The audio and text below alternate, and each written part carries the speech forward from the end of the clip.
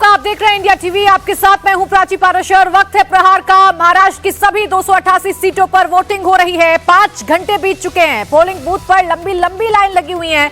Bollywood star से लेकर cricketers तक वोट डालने घर से निकले हैं। शरद पवार, उद्धव ठाकरे, एकनाथ शिंदे जैसे दिग्गज वोट डाल चुके हैं। लेकिन सवाल यह है कि महाराष्ट्र के चुनाव में मुस्लिम वोटर्स का रुझान किस तरफ है? क्या मुसलमान एकजुट होकर वोट डाल रहे हैं या उनके वोट बट रहे हैं? पूरी डिटेल आपको दिखाएंगे, लेकिन उससे पहले इस वक्त की बड़ी खबर आपको बता देते हैं। और बड़ी खबर यह है कि महाराष्ट्र में अब तक करीब 22% वोटिंग हो चुकी है। अगर सीएम एकनाथ शिंदे की कोपरी पखड़ी सीट की बात करें तो वहां 22% वोटिंग हो चुकी है, जबकि डिप्टी सीएम देवेंद्र फडणवीस की नागपुर दक्षिण पश्चिम सीट पर 25% मतदान हो चुका है। वहीं दूसरे डिप्टी सीएम अजीत पवार की बारामती सीट पर भी 23% वोटिंग हो चुकी है। उद्धव ठाकरे के बेटे आदित्य ठाकरे की वर्ली सीट पर अब तक 19% वोटिंग हो चुकी है, जबकि राज ठाकरे के बेटे अमित ठाकरे की माहिम सीट पर 23% वोटिंग हुई है। तो वहीं कांग्रेस के प्रदेश अध्यक्ष नाना पटोले की साकोली सीट पर 24% वोटिंग हो चुकी है। तो देखिए 12 दोपहर के बज चुके हैं और 12 बजे तक मतदान फीसद क्या है ये बहुत हद तक क्लियर कर रहा है कि मतदानों का या मतदाताओं का जो रुझान है इस वक्त वो किस तरीके से है। लंबी लंबी कतारें इस वक्त महाराष्ट्र के हर पोलिंग बूथ पर नजर आ रही हैं। जो तमाम दिग्गज हैं वो अपने वोट कास्ट कर चुके हैं। जो बॉलीवुड सितारे हैं, जो क्रिकेटर हैं, वो भी अपना वोट कास्ट करने के लिए मतदान केंद्रों पर पहुंच रहे हैं। शरद पवार, अजीत पवार, सुप्रिया सुले, नाना पटोले, पीयूष गोयल, राज ठाकरे, अमित ठाकरे, नवाब मलिक, शाइना एनसी, देवेंद्र फडणवीस, ये बड़े चेहरे महाराष्ट्र के, ये तमाम लोग अपना वोट कास्ट करके मतदान केंद्रों से निकल चुके हैं। अपील ये की जा रही है महाराष्ट्र में रहने वाले लोगों से कि आप आज अपने मत का इस्तेमाल जरूर करें, अपने घरों से बाहर निकलें और लोकतंत्र के इस महापर्व में अपनी सहभागिता निभाएं। तो दूसरी तरफ महाराष्ट्र में हो रही वोटिंग पर सभी की निगाहें टिकी हुई हैं। महाराष्ट्र की इस वोटिंग में क्या पैटर्न मुस्लिम बाहुल्य सीटों का रहने वाला है, क्या पैटर्न हिंदू बाहुल्य सीटों का रहने वाला है, ये सबसे बड़ा सवाल है। और बड़ी खबर यह है कि महाराष्ट्र की मुस्लिम बाहुल्य सीट पर वोटिंग तेज हो गई है। दोपहर 12 बजे तक मालेगांव सेंट्रल में करीब 28% वोट डाले जा चुके हैं। नवाब मलिक और अबू आजमी की मानखुर्द शिवाजी नगर सीट पर 21%, मुंबा देवी सीट पर 20% वोट डाले जा चुके हैं, जबकि औरंगाबाद पूर्व में करीब 25% वोट अभी तक पड़ चुके हैं। इस सीट से ओवैसी की पार्टी के नेता इम्तियाज जलील मैदान में हैं। वहीं भिवंडी ईस्ट में 20% और भिवंडी में 16% वोटिंग अभी तक हो चुकी है। तो देखिए जो मुस्लिम बाहुल्य सीटें हैं, जो मुस्लिम बाहुल्य मतदान केंद्र हैं, वहां पर भी लंबी लंबी कतारें देखने को मिल रही हैं। और जो मतदान फीसद है वो ये बता रहा है कि मुस्लिम बाहुल्य इलाकों में तेजी के साथ मतदान हो रहा है, यानी मतदाताओं का रुझान मतदान केंद्रों की तरफ देखने को मिल रहा है। अब महाराष्ट्र चुनाव में वोट जिहाद को लेकर जमकर सियासत हुई और इसे लेकर बीजेपी एनडीए पर हमलावर रही। ऐसे में आइए आपको दिखाते हैं कि महाराष्ट्र की और बाकी मुस्लिम सीटों की क्या तस्वीर है। दोपहर 12 बजे तक किन मुस्लिम बाहुल्य सीटों पर कितने वोट पड़े हैं। तो सबसे पहले बात मालेगांव सेंट्रल सीट की कर लेंगे, जहां कुल 75% मुस्लिम वोट हैं। 12 बजे तक की वोटिंग की बात करेंगे तो 28% वोटिंग इस सीट पर हो चुकी है। इसके बाद आप बात करेंगे मुंबा देवी की, तो मुंबा देवी में 51% मुसलमान हैं। 12 बजे तक की वोटिंग फीसद जो है वो 20% है।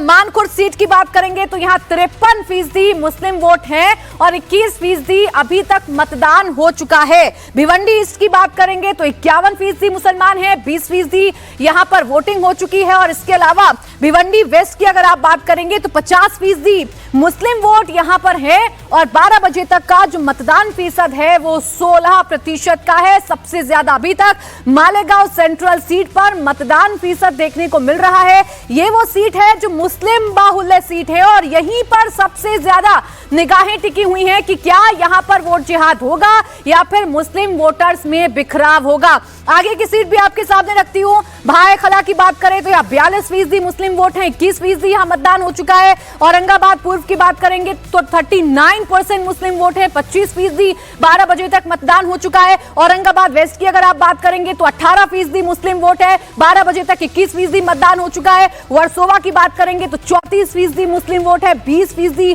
12 बजे तक वोटिंग हो चुकी है। बांद्रा पूर्व की बात करेंगे तो 33% मुस्लिम वोट इस सीट पर है।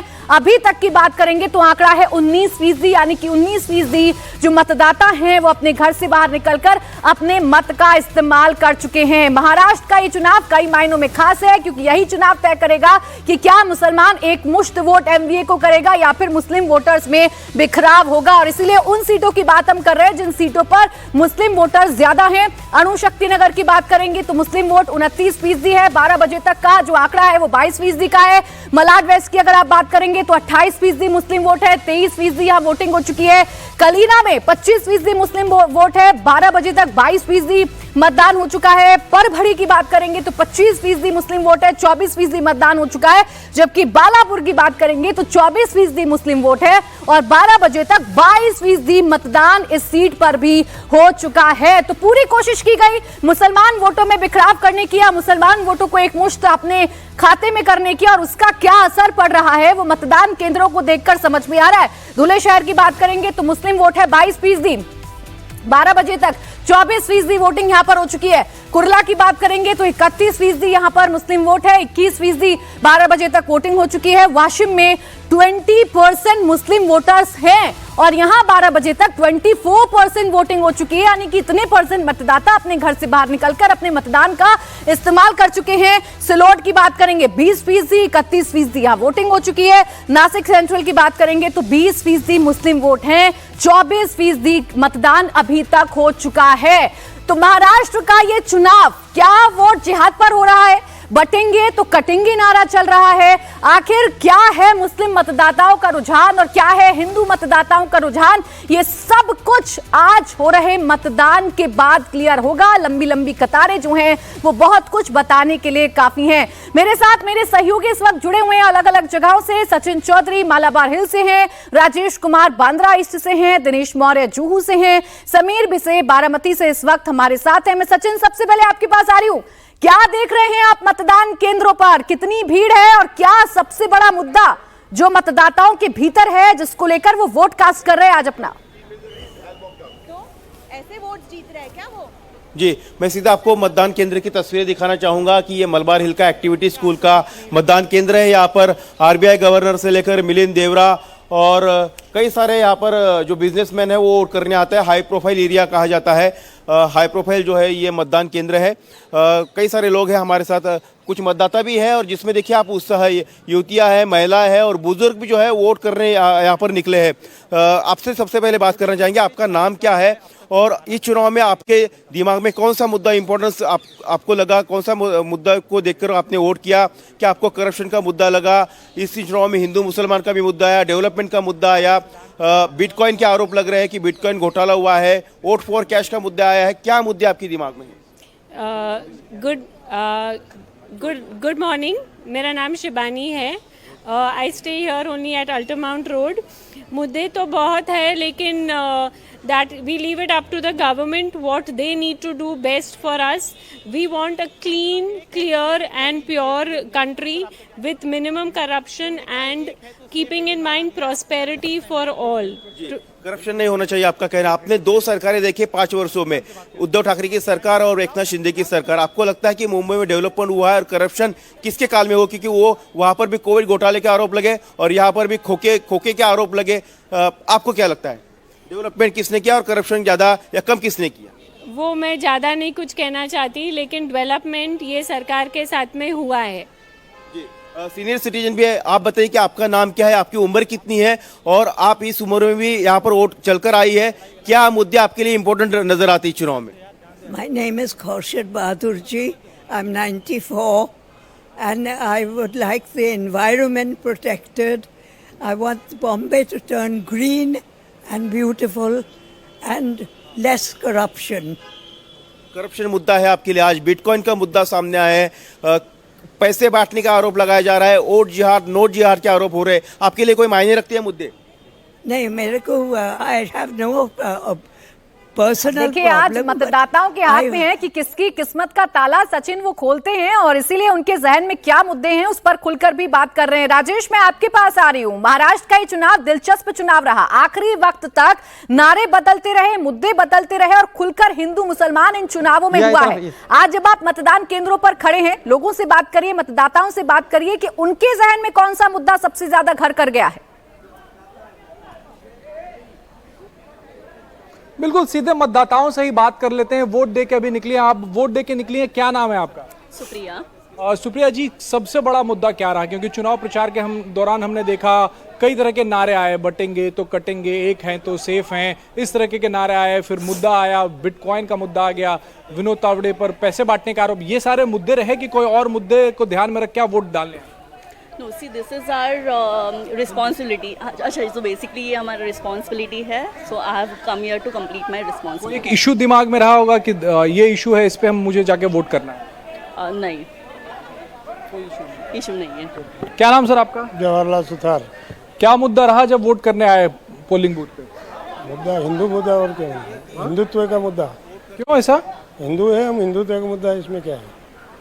अभी जब योगी जी आए, मोदी जी आए, उन्होंने योगी जी ने बटेंगे तो कटेंगे कहा, प्रधानमंत्री ने कहा एक हैं तो सेफ हैं, तो ये नारे जो आपको प्रभावित करते हैं? सही है, एकदम सही है, 100% सही है। ऐसा ही होना चाहिए, ऐसा ही हो रहा है, होना चाहिए, आगे भी ऐसा होगा।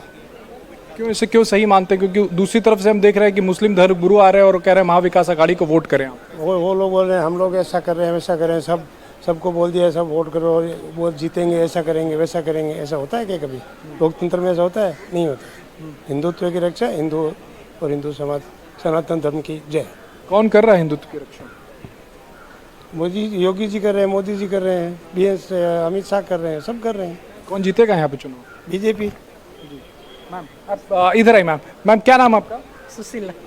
आप जब वोट करने यहाँ पे पहुंची तो क्या मुद्दा रहा दिमाग में सबसे बड़ा? कुछ नहीं। कोई मुद्दा रहा होगा ना, इशू वुमेन का, महिला सुरक्षा का? मतदाताओं के दिल में क्या है, बहुत कम मतदाता खुलकर बताते हैं राजेश, लेकिन आपके बूथ पर कम से कम ये समझ में आ रहा है कि बटेंगे तो कटेंगे का असर भी हुआ है और वोटर्स के जहन में ये मुद्दा अपना इम्पैक्ट भी छोड़कर गया है। दिनेश, आपके पास आ रही हूं, अगर आपको मेरी आवाज मिल पा रही है तो बताइए जरा, वोट जिहाद का मुद्दा चला है, बटेंगे कटेंगे का मुद्दा चला है, या कल आखिरी वक्त में जो मुद्दा ऐड हुआ नोट जिहाद का, वो मुद्दा चला है? क्या है मतदाताओं के दिल में? बात करिए।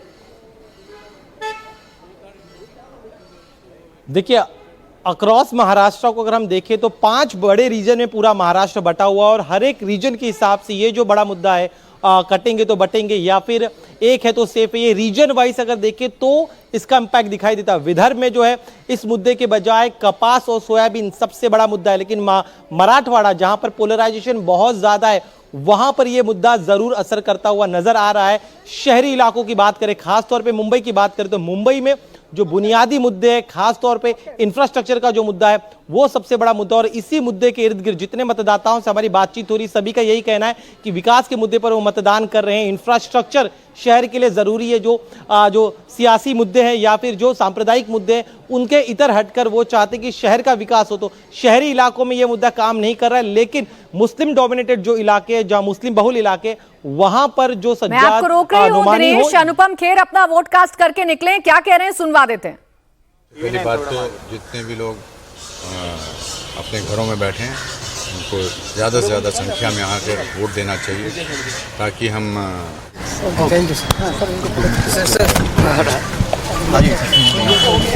मेरा फोटो खींचो कोई पहले तो इसके साथ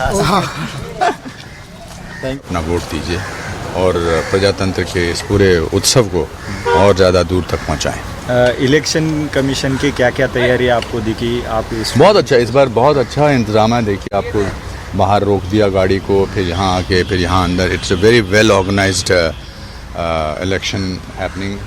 जैसे जैसे साल गुजरते जा रहे हैं उससे ज़्यादा डिसिप्लिन है, अंदर माहौल अच्छा है, बहुत रिस्पॉन्सिबल लोग हैं। अनुपम खेर बॉलीवुड के एक्टर ये अपील कर रहे हैं कि लोग जो अपने घरों से अभी बाहर नहीं निकले हैं वो अपने घर से बाहर निकलें और अपने वोट का इस्तेमाल करें। अब समीर, आपके पास आ रही हूं, आप वीआईपी सीट पर इस वक्त मौजूद हैं, बारामती में आप मौजूद हैं। यहाँ के मुद्दे या यहाँ के मतदाताओं के अंदर क्या है, उनके दिल में किन मुद्दों ने घर किया है, जरा उनसे बात करके जानिए। बिल्कुल प्राची, हमारे साथ कई युवा मतदार हैं जो अभी वोट करके बाहर आए हुए हैं, उनसे जानने की कोशिश करेंगे कौन से वो मुद्दे थे जिनको ध्यान में रख के आपने आज वोट किया। पवार साहब ने MIDC खड़ी किए, कॉलेजेस और रोजगार का बहुत साधन उपलब्ध किया है इधर बारामती में। कहीं वोट जिहाद या जिस तरीके से नारे चले बटेंगे तो कटेंगे, वो मुद्दे भी आपके लिए अहम थे वोट करते वक्त? अहम थे। क्यों अहम थे, क्यों महत्वपूर्ण? बारामती का पूरा विकास है ना साहब ने किया है। अच्छा, इसलिए तो जो हिंदू वोट बैंक की बात चल रही थी, जो हिंदुत्व की बात चल रही थी, वो आपके लिए ज़रूरी है ये मुद्दा? सुनो, एक बात क्या है मालूम है क्या, वोट जात का कोई मतलब नहीं है यहाँ। हिंदू हो, मुसलमान हो, कोई भी हो, बारामती जो चाहे तुम कुछ भी बोलो, वोट जात हो या कुछ हो, बारामती एक साथ पवार के साथ खड़ी है, कल भी थी, आज भी, और खड़ी रहेंगी। किन मुद्दों को ध्यान में रख के आपने वोट किया? आप जो कह रहे हैं कटेंगे तो बटेंगे, वो बात इधर नहीं चलती। हिंदू मुस्लिम भाईचारे के साथ रहते, आपस में मोहब्बत बांटने वाले लोग हैं यहाँ पे। यहाँ तो हम तो दुश्मन को भी पाकीज़ा सजा देते हैं, हाथों से मारते नहीं, नज़रों से गिरा देते हैं। विकास अहम मुद्दा रहा कि बाकी कौन से मुद्दे? विकास का मुद्दा तो अहम रहेगा। पहली बात, जो दादा ने 30 साल जो विकास किया है उसको देखे। अगर पवार साहब खुद कैंडिडेट रहते तो लोगों की भावनाएं अलग रहती, लेकिन कैंडिडेट कौन है? उनका पोता है ना। तो सियासत से नहीं चलते विरासत के फैसले, उड़ान तय करेंगे आसमान किसका है। अगर वो भी है, उनका बेटा भी रहेगा, उनका पोता, तो ये नहीं ना चलेगा। बाकी भी लोग हैं सब, बिल्कुल बाकी के भी लोग हैं। हम आपसे भी जानने की कोशिश करते हैं कि कौन से मुद्दे रहे हैं इस दौरान, जो जितना प्रचार चला है, अजित पवार ने जो कहा, शरद पवार ने जो कहा, आप लोगों ने सुना, कौन से मुद्दे अहम रहे? IT पार्क का मुद्दा है, बारामती का ग्रामीण जो भाग है उस उधर पानी का प्रॉब्लम बहुत है जी, उधर पानी नहीं है, रोजगार का भी बात है, वही वो मुद्दे है। ठीक है समीर, आधे दिन की वोटिंग बीत चुकी है, मतदाता अपने जोश के साथ मतदान कर भी रहे हैं, अपना वोट कास्ट कर रहे हैं। अब जितने भी मुद्दे फेंकने की कोशिश की गई राजनेताओं की तरफ से, उनका क्या असर हो रहा है ये तो 23 नवंबर को ही पता चलेगा, लेकिन आज किस्मत कई दिग्गजों की जरूर EVM में कैद हो जाएगी। शुक्रिया आपका सभी का हमारे साथ जुड़ने के लिए, मतदान केंद्रों की तस्वीर हम तक पहुंचाने के लिए। तो देखिए, महाराष्ट्र में आधे दिन की वोटिंग खत्म हो चुकी है, लेकिन बिटकॉइन पर विवाद गहराता जा रहा है। महाराष्ट्र के डिप्टी CM देवेंद्र फडणवीस ने बड़ा दावा किया। देवेंद्र फडणवीस ने दावा किया है कि ऑडियो क्लिप में आवाज सुप्रिया सुले से मिलती जुलती है, इसलिए ऑडियो क्लिप की जल्द से जल्द जांच हो। दरअसल देवेंद्र फडणवीस नागपुर में वोट डालने के बाद मीडिया से बात कर रहे थे। इसी दौरान उन्होंने वोटर से ज्यादा संख्या में घरों से निकलकर वोट डालने की अपील भी की है। सभी महाराष्ट्र के बहनों भाइयों को और विशेष रूप से हमारी लाडली बहनों को ये अपील करना चाहता हूं कि बहुत बड़े पैमाने पर वो वोट करें, क्योंकि मतदान ये केवल हमारा अधिकार नहीं है, ये हमारा कर्तव्य भी है। और लोकतंत्र में हम सरकार चुनते हैं और जिसको हम चुनते हैं उनसे ही हम अपेक्षा रखते हैं। तो अगर हम सरकार से अपेक्षा रखते हैं तो वोट करना ये बहुत महत्वपूर्ण है, इसलिए बढ़ चढ़कर सब लोग वोट करें। जहाँ तक सुप्रिया सुले जी पर और नाना पटोले जी पर जो आरोप लगे हैं, जिस प्रकार से एक पूर्व IPS अधिकारी ने कुछ आरोप लगाए हैं, कुछ क्लिप्स उन्होंने जारी की है, मुझे ऐसा लगता है कि ये बहुत गंभीर इस प्रकार का प्रकरण है। और मैं आज इतना ही कहूँगा, इस प्रकरण की सिरे से जांच होनी चाहिए, क्योंकि इस प्रकार के एलिगेशन लगने के बाद वास्तविकता क्या है ये दुनिया के सामने आना बहुत ज़रूरी है। एलिगेशन बहुत सीरियस है, तो इसकी पूरी तफ्तीश हो, इसका पूरा इन्वेस्टिगेशन हो और इन्वेस्टिगेशन करके एक फेयर रिपोर्ट लोगों के सामने आए। पहली बात तो यह है कि वॉइस जो है वो सुप्रिया ताई जैसा हमको ध्यान में आता है, हम उसको कह सकते हैं कि सुप्रिया ताई का वॉइस है, लेकिन विथ ऑल फेयरनेस मैं ये कहता हूँ कि दूध का दूध पानी का पानी हो जाए। अगर कोई वॉइस डॉक्टर करता है तो इमीडिएटली आपको पता है कि AI के थ्रू उसको डिसाइफर किया जा सकता है। तो निश्चित रूप से हमारी ये अपेक्षा होगी एजेंसियों से, चूँकि ये मसला बिटकॉइन का है, ये सैकड़ों करोड़ रुपए का मसला है, इसलिए हमारी अपेक्षा है कि इसको जल्दी से जल्दी डिसाइफर किया जाए। ये कोई चुनाव का मसला मैं मानता नहीं हूँ, ये देश की सुरक्षा से जुड़ा मसला है। देखिए, महाराष्ट्र का चुनाव हर वक्त बदलता रहा। महाराष्ट्र के चुनाव में ऐन वक्त में नए मुद्दों ने एंट्री ली। नोट जिहाद का मुद्दा, अब बिटकॉइन का मुद्दा, जिस पर जोरों शोरों से विपक्ष पर हमला फिलहाल बीजेपी की तरफ से बोला जा रहा है। इस बीच दिग्गज अपने वोट को कास्ट कर रहे हैं। महाराष्ट्र के मुख्यमंत्री एकनाथ शिंदे भी ठाणे में अपने वोट डालने पहुंचे। वोट डालने के बाद प्रदेश की जनता से मतदान की अपील करते हुए CM शिंदे राज्य में जीत का दावा उन्होंने किया। एकनाथ शिंदे ने कहा कि महायुति की सरकार ने 2.5 साल में जनता के विकास के लिए काम किया है।